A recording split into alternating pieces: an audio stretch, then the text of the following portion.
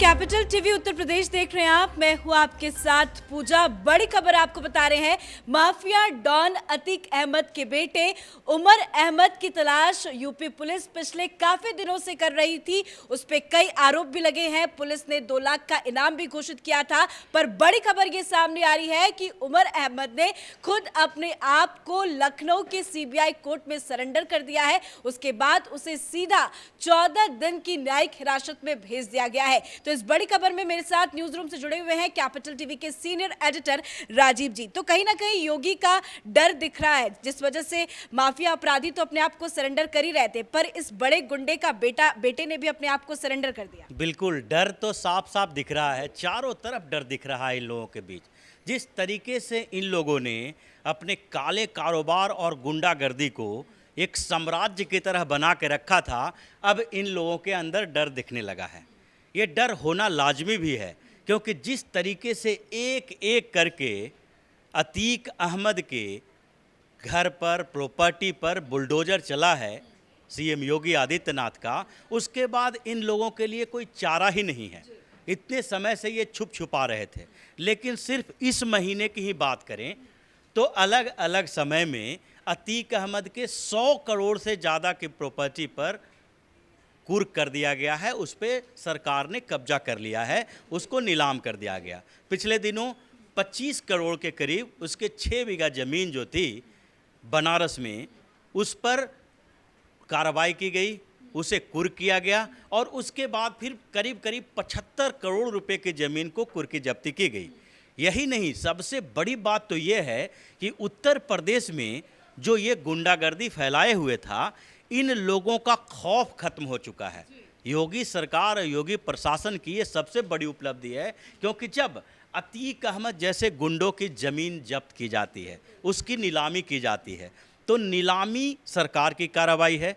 लेकिन अगर नीलामी में पार्टिसिपेट करने वाले लोग, उसका जो हुजूम लगता है, गरीब से गरीब लोग भी उसकी ज़मीन पर जब इंदिरा आवास योजना के तहत फ्लैट्स बनाए जा रहे थे, तो मिनिमम कीमत पर लोगों को कहा गया कि भाई आप इसके लिए ले सकते हैं, आप आवेदन कर सकते हैं। 1200-1500 रुपया आवेदन की फ़ीस थी। उसमें लोगों की हुजूम थी, भीड़ लगी हुई थी, लेने वाले, संपत्ति पर कब्जा करने वाले, उस पर खरीदारी करने वाले लोगों की। ये एक बड़ी उपलब्धि मानी जाती है। अगर मुंबई में दाऊद इब्राहिम की संपत्ति आज के पहले 20 साल पहले जब्त होती, कुर्क होती और उस पर उसकी नीलामी की जाती, तो नीलामी के समय जब दाऊद के वहाँ पर खौफ था, गुंडागर्दी थी, तो नीलामी में भाग लेने वाले लोग नहीं आते थे, लोग जुटते नहीं थे, डरते थे। इतना डर था कि अगर हम नीलामी में गए और वहाँ पर मेरा चेहरा पहचान लिया गया कि इसने ये हमारी कार, हमारी गाड़ी, हमारे फ्लैट्स को खरीदा है, सरकार से लिया है, तो उसमें उसके ऊपर अटैक हो सकता था। उत्तर प्रदेश में भी यही था। ऐसा नहीं है कि अतीक अहमद, मुख्तार अंसारी जैसे लोग हैं, इसकी गुंडागर्दी अचानक से अभी शुरू हुई। ये तो 25-25, 30-30 साल पहले से गुंडागर्दी कर रहे थे। कई बार सांसद रह चुका है, समाजवादी पार्टी से सांसद रह चुका है, उसके बाद जब कुछ नहीं मिला तो निर्दलीय से भी चुनाव लड़ चुका है। तो ऐसी स्थिति में इन लोगों का खौफ तो पहले से ही था, लेकिन जो इस बीच कार्रवाई हुई और लगातार जेल भेजा गया इन लोगों का, इसके पूरे खानदान को जेल में बंद किया जा रहा है, जिसके ऊपर उमर के ऊपर अभी मामला चल रहा है, वो भी रंगदारी का केस है। जेल में ले जाकर एक बिजनेसमैन को, बिल्डर को पीटना, मांगना, उस पर उससे पैसा लेना, पैसा ऐंठना, ये जो है खौफ पैदा करने की एक स्ट्रेटजी होती है गुंडों की। और उस मामले में इसके ऊपर जांच चल रही थी, फिर वारंट इशू हुआ, नहीं पकड़ा गया तो गैर जमानती वारंट इशू किया गया, फिर सीबीआई ने 2 लाख रुपए का इनाम भी रखा। और उसके साथ साथ जो अतीक अहमद की प्रॉपर्टी थी उसको भी कुर्क किया जा रहा था। यानी कि अगर इस महीने में सिर्फ 100 करोड़ से ज़्यादा की प्रॉपर्टी सील की गई, कुर्क की गई या उसको नीलामी की गई, तो इसका मतलब है इससे पहले गाज़ियाबाद में, कौशाम्बी में अलग अलग उनकी पत्नी के नाम से, उनके बेटे के नाम से जो प्रॉपर्टी थी वो सील की जा रही थी। अब इसके पास कोई चारा नहीं है, भागते फिरोगे तो घर तक पुलिस पहुंचेगी और यही डर था कि कितने दिन तक भाग लेंगे, एक ना एक दिन पुलिस पकड़ लेगी, तभी खुद ही आके सरेंडर करेंगे। बिल्कुल पुलिस भी पकड़ेगी और उसके बाद उनके हाथ में कुछ रहेगा भी नहीं।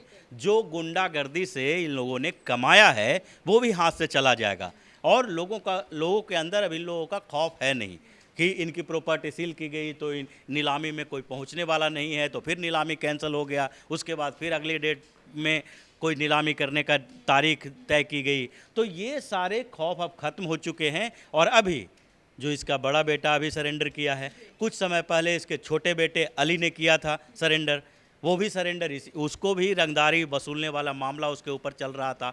तो ये पूरा का पूरा परिवार जिस तरीके से जेल के अंदर है, उससे ये दिखाई पड़ रहा है कि उत्तर प्रदेश में माफिया गुंडों का राज नहीं चलेगा जो इतने साल से चलता रहा। अभी एक धारा देखिए, राजनीति की दो दिशाएं चल रही है उत्तर प्रदेश में।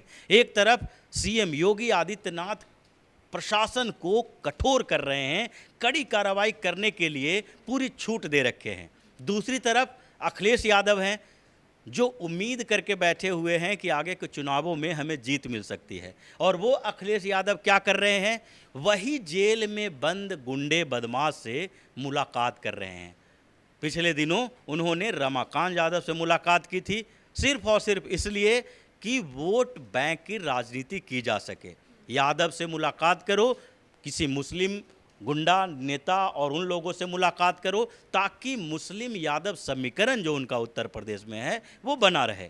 लेकिन दोनों दिशाओं में अंतर है और जनता इस बात को समझ रही है कि किसके शासन में हम सुरक्षित रह सकते हैं, किसके शासन आने पर हमारी असुरक्षा की गारंटी है। सुरक्षा की गारंटी नहीं है, उनको ये गारंटी है कि असुरक्षा की भावना पनप जाएगी, असुरक्षित हो जाएंगे, उनके ज़मीनों पर कब्जा कर लिया जाएगा, उनको घर से निकलने नहीं दिया जाएगा। तो ये सारी स्थितियां जो पैदा हुई है उत्तर प्रदेश में, वो ये दिखाता है कि आगे के समय में भी अगर उत्तर प्रदेश की राजनीति में कोई उभरता हुआ है तो वो भारतीय जनता पार्टी ही है। इसीलिए कहा जा रहा है कि 2047 तक भारतीय जनता पार्टी को कोई उत्तर प्रदेश से नहीं डिगा सकता और उत्तर प्रदेश अगर किसी पार्टी के साथ रहा तो दिल्ली की कुर्सी से भी किसी को डिगाया नहीं जा सकता। राजीव जी, आए दिन ऐसी तस्वीरें आती हैं कि खुद अपराधी जो है वो हाथ उठा के बैनर पोस्टर लेके खुद आ जाते हैं थाने में, अपने आप को सरेंडर करके आ जाते हैं। लेकिन इतने बड़े गुंडे हैं अतीक अहमद, उनके परिवार के लोग धीरे धीरे जेल पहुंच रहे हैं और खुद अपने आप जाके सरेंडर कर रहे हैं। अतीक के बेटे ने जिस तरह से सरेंडर किया, वो क्या मैसेज दे रहा है? देखिए, ये एक बड़ा डेमोन्स्ट्रेशन इफेक्ट है जिसको प्रदर्शनात्मक प्रभाव कहते हैं। ये मानसिक लेवल पर आप वहाँ के लोगों की स्थिति को समझिए जो उत्तर प्रदेश में रह रहे हैं और जिसके सामने दिखाई पड़ रहा है कि जब इतने बड़े बड़े गुंडे जो राजनीति से संबंधित रखते हैं, जो सांसद बन जाते हैं और जो जेल में रहते हुए चुनाव जीत जाते हैं, उतना बड़ा गुंडा अगर योगी की सरकार में गुंडागर्दी नहीं कर सकता है तो सामान्य लोगों की क्या स्थिति है। जो सामान्य छोटे मोटे गुंडे हैं वो अपने आप बिल में घुस जाएंगे। तो ये जनता की मानसिकता को बदलने वाला है, जो एक प्रदर्शनात्मक प्रभाव कहते हैं कि अगर सामने में जो दिख रहा है वो आपके मनः स्थिति को तय करता है कि आपके दिमाग में क्या चलेगा। अगर सामान्य तरीके से जो बिहार में घटनाएं घटी, इस बीच लालू यादव की पार्टी और नीतीश कुमार की पार्टी के साथ गठबंधन हुआ और 4 दिन के अंदर 10-10 ऐसे मामले सामने आ गए जिससे लगने लगा कि जंगल राज रिटर्न हो रहा है। अब वो स्थितियां हैं तो लोगों के सामने ऐसा नहीं होता है कि हर गांव में, हर मोहल्ले में वैसे ही स्थिति होगी, गुंडे का राज होगा। लेकिन फिर भी हर गांव, हर मोहल्ले के लोगों को ये कम से कम अनुभव हो जाता है कि अगर दूसरे जगह पर हो रहा है तो हमारे साथ क्यों नहीं हो सकता, हम भी अगला शिकार हो सकते हैं। तो यही स्थिति उत्तर प्रदेश में है। जो बड़े बड़े गुंडों के खिलाफ कार्रवाई की जा रही है उससे 2 तरह के प्रभाव पड़ रहे हैं। एक प्रभाव तो छोटे गुंडों पर पड़ रहा है। अगर छोटे गुंडे हैं वो समझ चुके हैं कि अगर इन लोगों को नहीं बख्शा जा रहा है तो हमारी क्या औकात है।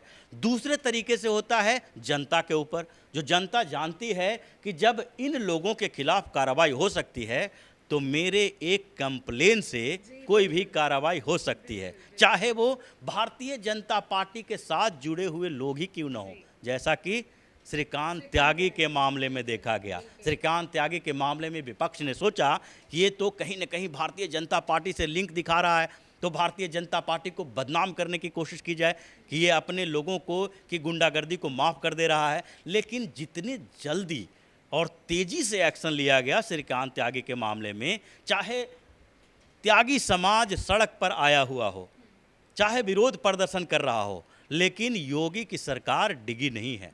उसने उसके खिलाफ भी वैसे ही कार्रवाई की है जैसे अतीक अहमद और मुख्तार अंसारी जैसे लोगों के खिलाफ की है। उसी तरीके से कार्रवाई हुई है जिस तरीके की कार्रवाई रामनगर के जो बादशाह कहे जाते थे आजम खान, उनके खिलाफ हुई है। तो कोई भी छोड़ा नहीं जाएगा, बख्शा नहीं जाएगा, और यही संदेश जा रहा है जिससे भारतीय जनता पार्टी के लिए एक मजबूत आधार तय हो रहा है। ये जातिगत राजनीति के दायरे में जो सिमटे हुए थे, सारी पार्टियां जो अलग अलग जातीय खेमे में बटी हुई थी, समाजवादी पार्टी अपनी राजनीति करती है, बसपा अपनी राजनीति करती है, वो जातीय जो दायरा है वो पूरी तरह से बिखर रहा है। लोग देख रहे हैं कि हमें सरकार से क्या उम्मीदें होनी चाहिए। हमें सरकार से उम्मीद होनी चाहिए अच्छा प्रशासन हो, लॉ एंड ऑर्डर की समस्या न हो, हम लोग सुरक्षित रहें, हमें सुविधाएं जो सरकारी सुविधाएं मिलती है वो डायरेक्ट मिले, मिडिल मैन की भूमिका उसमें ना हो। तो ये सारी चीज़ें जब मिल रही है तो फिर ये विपक्षी पार्टियों के बौखलाहट तो सामने आएगी। अखिलेश यादव घूमते घूमते उत्तर प्रदेश से दिल्ली आ जाते हैं, विपक्षी एकता की बात करते हैं कि सब मिल के उसके ऊपर हमला करो, यानी भारतीय जनता पार्टी के ऊपर हमला करो।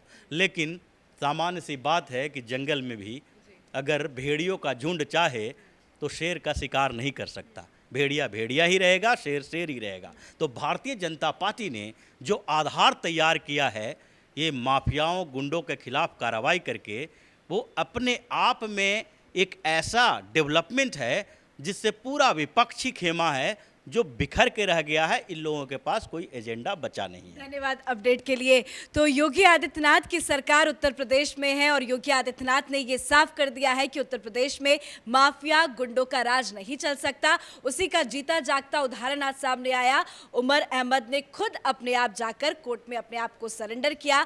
लखनऊ के सीबीआई कोर्ट में उमर अहमद ने अपने आप को सरेंडर कर दिया, जिसकी तलाश पिछले कई महीनों से की जा रही थी। अलग अलग जगहों में उत्तर प्रदेश में उनके खिलाफ पोस्टर्स भी लगे थे, इनाम भी घोषित की गई थी, पर आज वो खुद अपने आप पहुंचकर कोर्ट में सरेंडर करते हुए नजर आए। उसके बाद सुनवाई हुई और सीधा कोर्ट ने उसे 14 दिन की न्यायिक हिरासत में भेज दिया है। इस बड़ी खबर में मेरे साथ फिलहाल इतना ही। कैमरा पर्सन रवि के साथ मैं पूजा, कैपिटल टीवी उत्तर प्रदेश।